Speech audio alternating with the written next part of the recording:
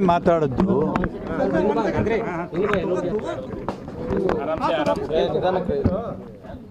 ಯಾವ ಒಬ್ಬ ವ್ಯಕ್ತಿ ಹೆಸರು ತಗೊಂಡಿಲ್ಲ. ನಾನು ಸರ್ಫರಾಜು ಪ್ರೈವೇಟ್ ಸೆಕ್ರೆಟರಿ, ನಮ್ಮ ಹೌಸಿಂಗ್ ಮಿನಿಸ್ಟರ್ ಪ್ರೈವೇಟ್ ಸೆಕ್ರೆಟರಿ ಮಾತಾಡಿದ್ದೀನಿ.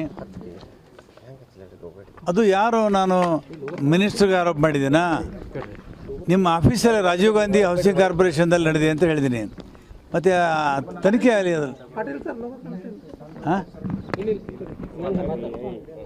ಈಗ ನಾನು ಹೇಳಿದ್ದು ಯಾವ ವ್ಯಕ್ತಿ ಹೆಸರು ಹೇಳಿಲ್ಲ. ನಾನು ರಾಜೀವ್ ಗಾಂಧಿ ಹೌಸಿಂಗ್ ಕಾರ್ಪೊರೇಷನ್ದಲ್ಲಿ ನಡೀತಾ ಇದೆ ಅನ್ನೋದನ್ನು ನಾನು ಹೇಳಿದ್ದೀನಿ.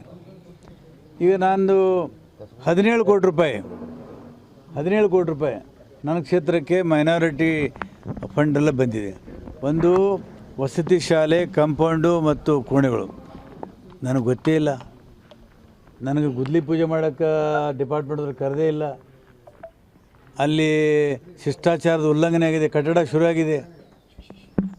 ನನಗೆ ಗೊತ್ತಿಲ್ಲ. ಒಬ್ಬ ಶಾಸಕನಾಗಿ ಅಲ್ಲೇನಾಗಿದೆ ಗೊತ್ತಾಗ, ಆಲ್ರೆಡಿ ನಾವು KKRWಲಿಂದ ಶಾಲೆ ಕಟ್ತಾ ಇದ್ದೀವಿ. ಈಗ ಮತ್ತೆ ದುಡ್ಡು ಬಂದಿದೆ.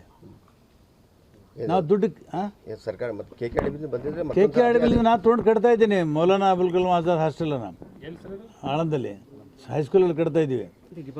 ಈಗ ಮತ್ತೆ ಮೈನಾರಿಟಿ ಡಿಪಾರ್ಟ್ಮೆಂಟಿಂದ 17 ಕೋಟಿ ರೂಪಾಯಿ ಬಂದಿದೆ. ಆ ಸ್ಕೂಲ್ ಬಿಲ್ಡಿಂಗು, ಕಂಪೌಂಡು, ಇದಕ್ಕೆ 17 ಕೋಟಿ ರೂಪಾಯಿ. ಒಂದೇ ಸ್ಕೂಲಿಗೆ 2 ಬಜೆಟ್ ಆಗಿದೆ. ನಮ್ಗೆ ಗೊತ್ತಿಲ್ಲ. ಡಿಪಾರ್ಟ್ಮೆಂಟಿಂದ ಮಂಜೂರು ಮಾಡ್ತಾರೆ ಅಂತ ಗೊತ್ತಿದ್ದರೆ ನಾನು ಬೇರೆ ಕಡೆ ಉಪಯೋಗ ಮಾಡ್ತಿದ್ದೆ KKRW ದುಡ್ಡು. ಸಿರ್ಪುರ್ ಪ್ಯಾಟ್ರದಲ್ಲಿ ಬಂದಂಥ ಈ ಹಿಂದೆ ಸಿದ್ದರಾಮಯ್ಯರು 20 ಕೋಟಿ ಕೊಟ್ಟಿದ್ದರು. ಅದನ್ನು ಭಾಳಷ್ಟು ಜನ ಮಾಧ್ಯಮದವರು ಬಂದು ಸ್ವಂತ ತಾವು ಕಣ್ಣಾರೆ ಕಂಡಿದ್ರಿ. ಅದರ ಮೇಲೆ ಪುಸ್ತಕನೂ ಕೂಡ ಬರೆಸಿದ್ದೀವಿ. ಅದು ಮೌಲ್ಯಾಂಕನ ಮಾಡಿದ್ದೀವಿ. ಅದು ಯಶಸ್ವಿ.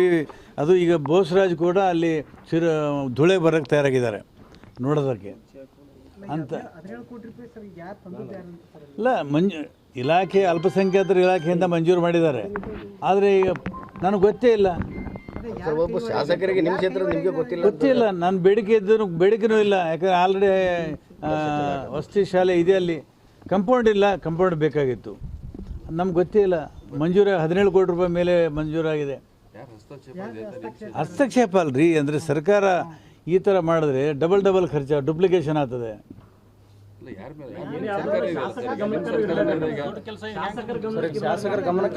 ಶಿಷ್ಟಾಚಾರ ಪ್ರಕಾರ ನನಗೆ ಉದ್ಲಿ ಪೂಜೆಗೂ ಕರೆದಿಲ್ಲ.